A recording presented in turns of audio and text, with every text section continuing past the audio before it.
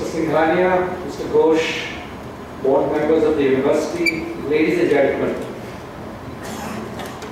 Before I thank the jury for this honor, I want to first compliment all my colleagues who walked up here to collect the award. So congratulations and very well done.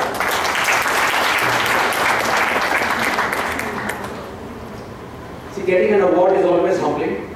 It also puts extra weight on your, not only in your baggage back home, but also on your shoulders, because you've got to live up to that reputation and ask still more. I just wanted to use the opportunity of letting people know that getting an award, getting a distinction, getting recognized is always nice. But to get to that point is not the intent. And I speak to a very mixed group here, very distinguished members of the board and a combination of faculty, industry practitioners, and most importantly, students. And I want to leave you with a couple of thoughts and link it also with the HR profession. And we had the earlier session on change management, and I think a lot of good things were said. I think it's first very important to dream big.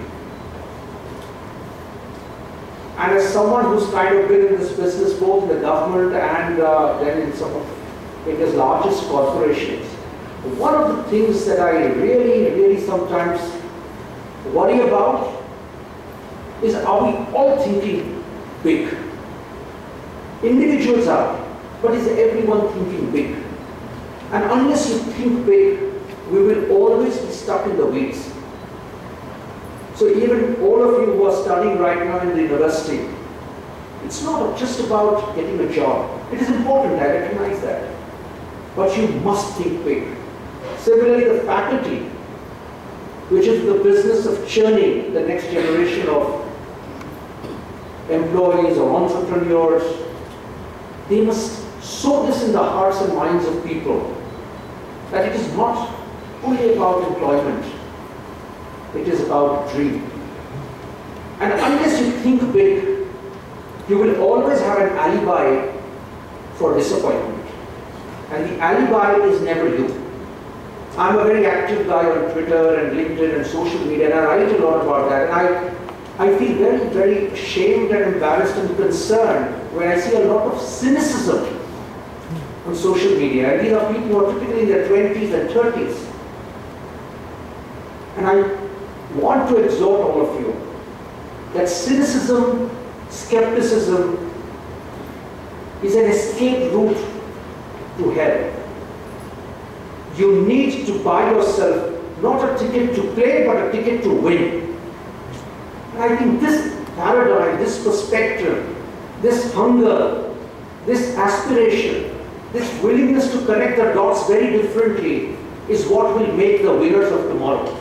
Just being a plodder is okay, nothing wrong with it, but that's not enough. And I just want you guys to remember that we are living in very exciting times. We are living in times of great disruption. There is no business model, there is no organization practice, there is no HR practice of 30, 40, 50 years which is going to survive the next 30, 40, 50 years necessarily. And what a brilliant opportunity. The invitation is, will we be the people who will help, therefore, write a new generation of people, practice, organization, behavior, business systems and impact? Or will we be passive recipients of something that is doled out to us?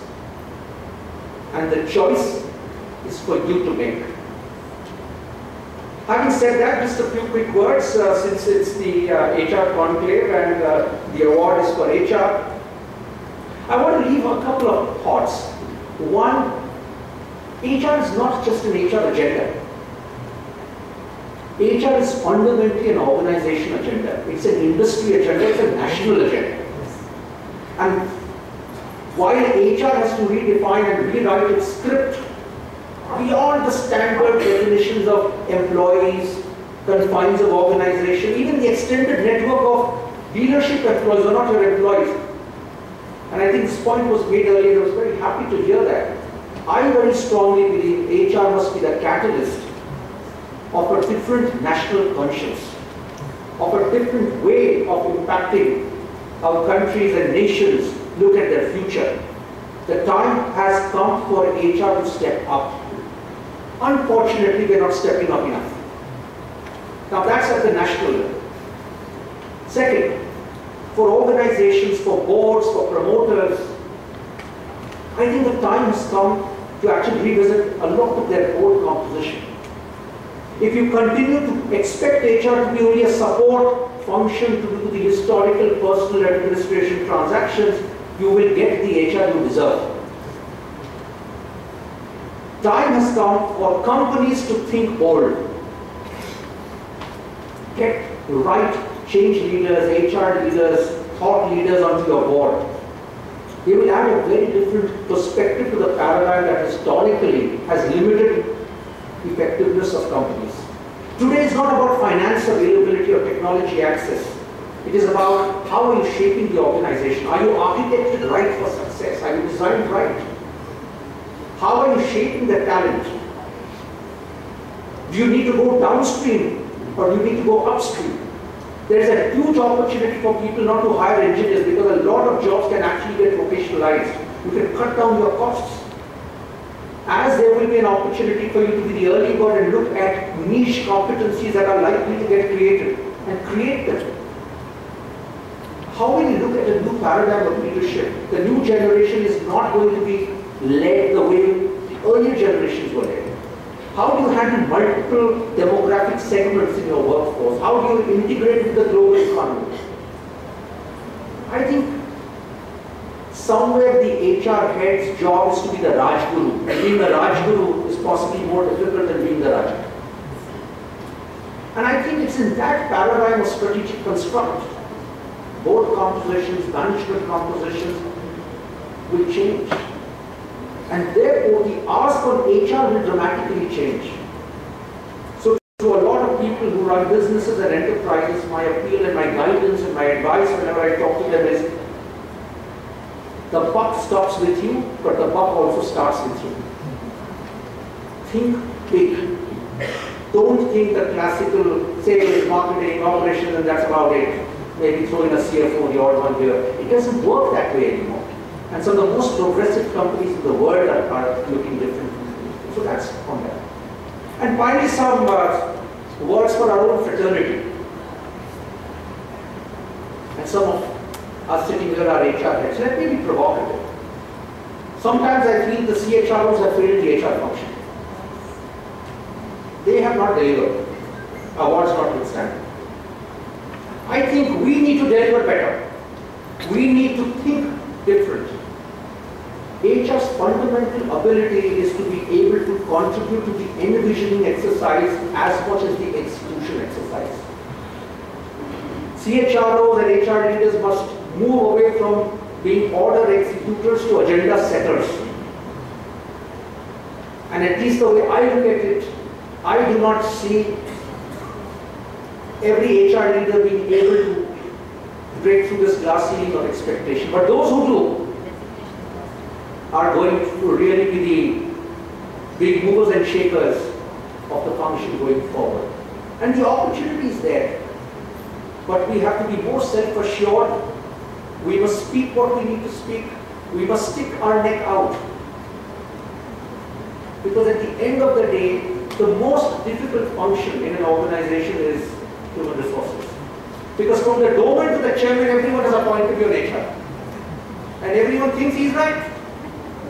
And through all that multitude of perspectives and opinions, you've got to keep your head on your shoulders and advise the leadership, your boards, to do what is right. And it is a very difficult job. Do what you will, you'll be damned. But you're not here to be a member of parliament.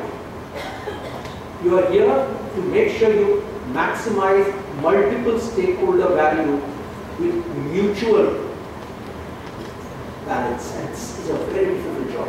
You cannot ignore the investor, you cannot ignore your customer, you cannot ignore your other stakeholders, and you cannot ignore your employees.